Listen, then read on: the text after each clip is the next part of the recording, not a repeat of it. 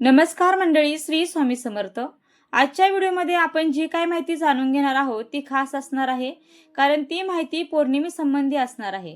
पौर्णिमा अमावस्या या ज्या दोन्ही तिथी आहेत त्या माता लक्ष्मीला अतिशय प्रिय असलेल्या तिथी आहे, म्हणून या तिथींना केलेले उपाय नेहमी आपल्याला फळ देत असतात।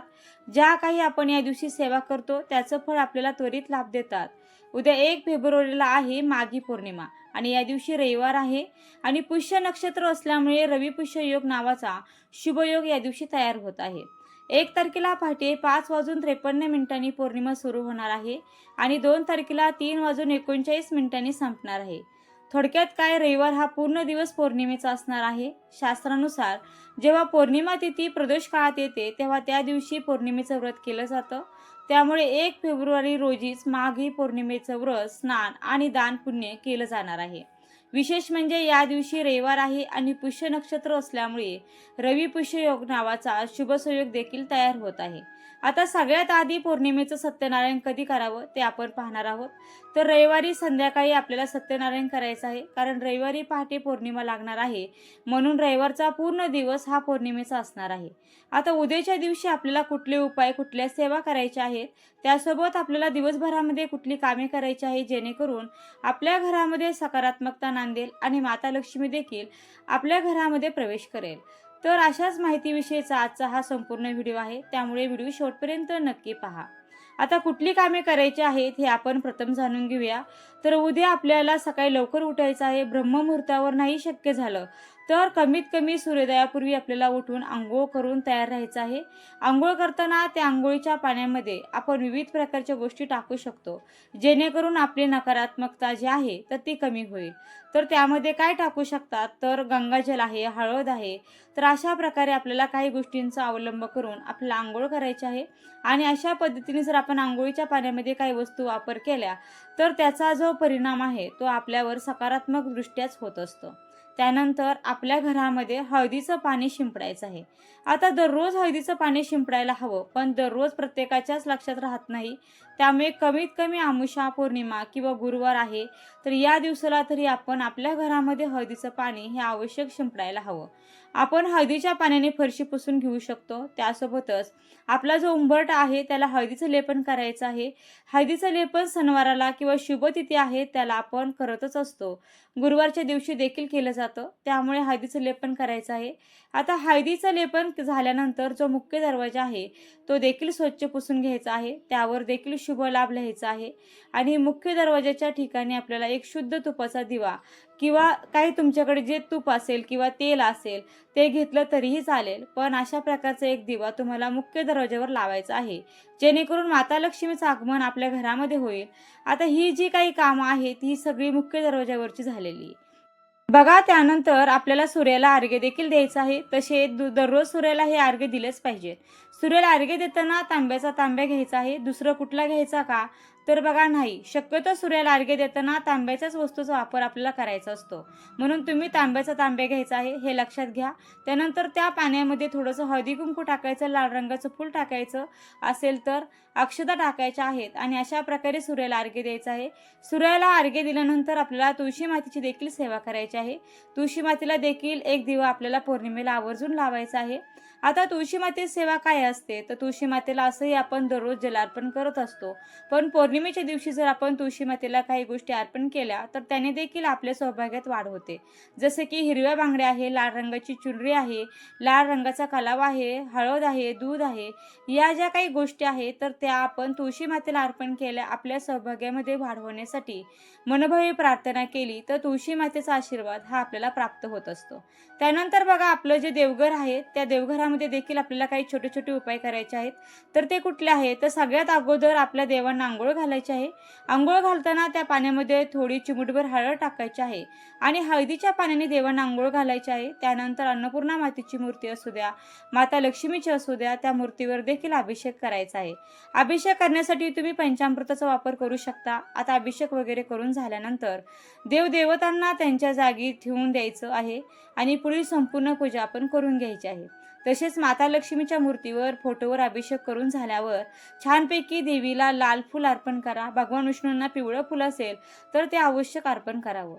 भगवान विष्णू आणि माता लक्ष्मी यांची सेवा करायची आहे. व्यंकटेश स्तोत्र आणि विष्णू सहस्रनाम हे 2 स्तोत्राचं पठण देखील करायचं आहे. तसेच श्री सुक्तम 1 वेळा देखील म्हणावे. बघा, पौर्णिमेच्या दिवशी माता लक्ष्मीला प्रसन्न होण्यासाठी कुठल्या सेवा केल्या जातात, तर प्रामुख्याने जी सेवा असते ती म्हणजे सत्यनारायण सेवा. बघा, तुम्ही अजूनही सत्यनारायण करत नसाल तर नक्कीच तुम्ही या पौर्णिमेपासून सुरुवात करा आणि दर महिन्याच्या येणाऱ्या पौर्णिमेला तुम्ही सत्यनारायण करा. त्यांची पोथी घरी आणा. आपण घरच्या घरी सत्यनारायण करू शकतो. अगदीच एखाद्या पौर्णिमेला जर मासिक धर्म असेल तर तो वार आहे तर तो सोडून द्यायचा आणि पुढच्या पौर्णिमेला पुन्हा सत्यनारायण करायचं. तर अशा प्रकारे ही सेवा तुम्ही नक्की करून बघा. दररोज कुलदेवीची सेवा करणे शक्य नसेल तर दर पौर्णिमेला आपल्याला श्री दुर्गा सप्तशती ग्रंथाचं पारायण करायचं असतं, जे तुम्ही दिवसभरात कधीही करू शकता. एका बैठकीत करायचं आहे. पौर्णिमा हा दिवस आपल्या कुळदेवीच्या सेवेसाठी अतिशय महत्त्वाचा आहे आणि म्हणून आपल्याला पौर्णिमेला दुर्गा सप्तशती ग्रंथाचं संपूर्ण पारायण करायचं असतं. काही कारणामुळे ज्यांना दुर्गा सप्तशती ग्रंथाचं पारायण करणे शक्य होत नाही तर त्यांनी काय करायचं, सिद्ध कुंजिका स्तोत्राचं पठण करायचं असतं. आपल्याला माहिती आहे, जेव्हा आपण कुंजिका स्तोत्राचं पठण करत असतो तेव्हा आपल्याला दुर्गा सप्तशती ग्रंथाच्या पाठाचं फळ मिळत असतं. 11 वेळा सिद्ध कुंजिका स्तोत्राचं पठण करायचं आहे. तसंच कुलदेवीचा कुठलाही मंत्र माहीत नाही तर तुम्ही नरवाण मंत्र आवश्यक म्हणावा. आता ही कुलदेवीची सेवा झाली. आता रवी पुष्य नक्षत्र म्हटलं तर तो नक्षत्रांचा राजा आहे. जर तुमची परिस्थिती असेल तर नक्कीच पौर्णिमा आहे, रवी पुष्य नक्षत्र आहे, याचं औचित्य साधून जर तुमची इच्छा असेल, तुमचं बजेट असेल तर नक्कीच तुम्ही खरेदी करू शकता. सोनं किंवा तुम्ही तांबा देखील खरेदी करू शकता, चांदी देखील खरेदी करू शकता. हा जो रवी पुष्य नक्षत्र आहे तर तो अतिशय महत्त्वाचा योग आहे. मागी पौर्णिमा आणि पुष्य नक्षत्र एकत्र आल्यामुळे हा दुर्मिळ योग आहे. या योगाला गुरूंची सेवा करायची असते, पण रवी पुष्य नक्षत्राला सोनं चांदी बरोबर माता लक्ष्मीची सुद्धा सेवा करायची असते. आता पौर्णिमा असल्यामुळे तुम्ही तुमच्या घरात श्रीयंत्र असेल, कुळदेवीचा फोटो असेल, टाक असेल, माता लक्ष्मीचा फोटो असेल, मूर्ती असेल, त्यांच्यावर देखील कुंकुमार्चन करू शकता. तसेच महालक्ष्मी अष्टक आहे ते देखील म्हणू शकता. महालक्ष्मीला लवंग अतिशय प्रिय आहे, त्या देखील त्यांना अर्पण करू शकता. अशा प्रकारे जर छोट्या छोट्या सेवा केल्या, श्री सुक्त म्हटलं तर निश्चितच माता लक्ष्मी आपल्या घरावर कायमस्वरूपी कृपा करत असतात. आता या झाल्या सेवा. आता उपाय काय करायचे आहे हे देखील आपण जाणून घेऊया. तर बघा, आपल्या घरातील नकारात्मकता घालवण्यासाठी अमावस्येच्या दिवशी काय उपाय केले जातात, तशाच पद्धतीने पौर्णिमेला देखील केले जातात. तर ते कुठले आहेत, तर त्यातल्या त्यात सगळ्यात पहिला आणि महत्त्वाचा उपाय आहे तो असा की दर पौर्णिमेला, दर अमावस्याला आपल्याला मुख्य दरवाजाच्या ठिकाणी किंवा जो आपला उंबरट आहे त्या ठिकाणी आपल्याला 5 कापराच्या वड्या जाळायच्या आहेत. भीमसेनी असेल किंवा साधा असेल, कुठलाही कापूर घ्या, पण दर तिथीला, अमावस्या आणि पौर्णिमेच्या तिथीला आपल्याला उंबरट्यावर कापूर आवर्जून जाळायचा आहे. या दिवशी स्नान आणि दानासाठी आपल्याला सकाळची वेळ खूप चांगली आहे. पहाटे 5:30 ते सकाळी 7 वाजेपर्यंत शुभमुहूर्त हा काळ स्नानदानासाठी उत्तम मानला जातोय. या दिवशी माघ पौर्णिमेला चंद्र सायंकाळी 5:46 उगवणार आहे. चंद्र उगवल्यानंतर चंद्राला अर्घ्य देण्याची ही प्रथा आहे. शिवाय आधी सांगितल्याप्रमाणे या दिवशी पितरांसाठी श्राद्ध कर्म देखील केले जातात. याशिवाय गंगा स्नानासोबत माघ पौर्णिमेच्या दिवशी दान करणं महत्त्वाचं आहे. या दिवशी वस्त्र, अन्न आणि गहू दान करणे अत्यंत शुभ आहे. पुष्य नक्षत्र हे रविवारी सकाळी 9:44 लागणार आहे आणि 2 तारखेला सकाळी 7:45 वाजता ते संपणार आहे. ज्यांना खरेदी करायची आहे त्यांनी रविवारी दिवसभरात कधीही तुम्ही खरेदी करू शकता. विशेषतः मागी पौर्णिमेच्या दिवशी तुपाचा दिवा आपण गव्हाच्या राशीवर ठेवलात आणि त्याचं पूजन केलं किंवा पिठाचा दिवा दीपदान केला तरी देखील आपल्याला धनप्राप्ती होते. पिंपळाच्या झाडाला जल अर्पण करून एक तुपाचा दिवा आवर्जून लावावा. शिवाय या दिवशी चंद्रदेवांची पूजा करण्याला विशेष महत्त्व आहे. म्हणून ओम सोमाय नमः या मंत्राचा जप करत चंद्राला अर्घ्य द्यावे. या दिवशी रात्री फक्त दूध ग्रहण करून उपवास ठेवल्यास ग्रहदोष शांत होतो. तसेच माता लक्ष्मीला खिरीचा नैवेद्य आवश्यक या दिवशी दाखवावा. त्यानंतर दुसरा जो उपाय आहे तो असा की आपल्या मुख्य दरवाजावरून आपल्याला एक दिवा ओवाळायचा आहे. हा दिवा तुम्ही कणकेचा बनवू शकता किंवा साधा कुठलाही दिवा तुम्ही घेतला तरीही चालणार आहे. त्यामध्ये तुम्ही तेलाचा वापर करा, तुपाचा करा आणि अशा प्रकारे एक दिवा घ्यायचा. मुख्य दरवाजावरून वरच्या टोकापासून खालीपर्यंत आपल्याला तो गोल आकार फिरवायचा. जसं घड्याळाचा काटा फिरतो तशा पद्धतीने आपल्याला हा दिवा फिरवायचा आहे. हळुवारपणे, शांतपणे, मनामध्ये शुद्ध भाव ठेवून आणि सकारात्मक भावना ठेवून आपल्याला हा उपाय करायचा आहे. आता 7 वेळेस हा दिवा ओवाळल्यानंतर काय करायचं, तर आपल्या उंबरठ्यापासून थोड्याशा दूर अंतरावर तो दिवा त्या ठिकाणी ठेवायचा आहे. आता तुमचं सेपरेट घर असेल तर त्या ठिकाणी थोडंसं दूर अंतरावर दिवा तुम्ही नक्कीच ठेवू शकता. पण अगदीच फ्लॅट सिस्टीममध्ये असाल, जवळजवळ दरवाजे असतील, तर मग तुमच्या दरवाजाच्या ठिकाणी तुम्ही हा दिवा लावलात तरीही चालेल.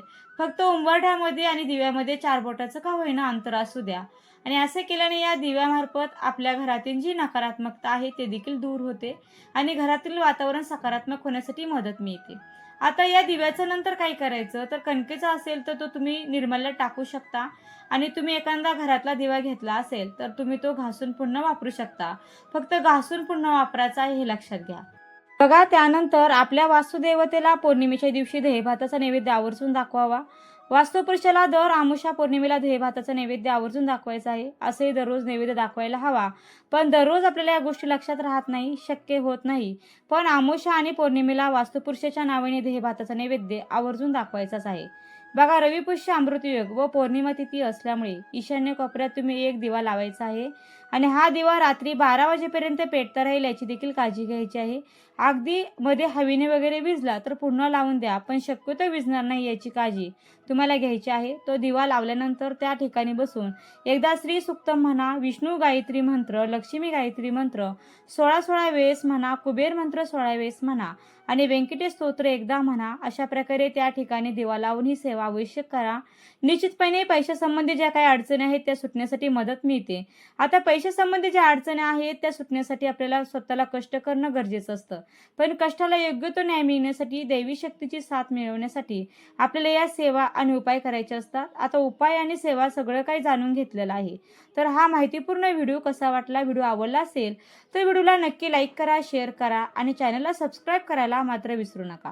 व्हिडिओ शेवटपर्यंत पाहिल्याबद्दल अगदी मनापासून तुमची खूप खूप आभारी आहे. धन्यवाद. श्री स्वामी समर्थ. जय जय स्वामी समर्थ. रामकृष्ण हरी. जय जय रामकृष्ण हरी. ओम नमो भगवते वासुदेवाय नमः.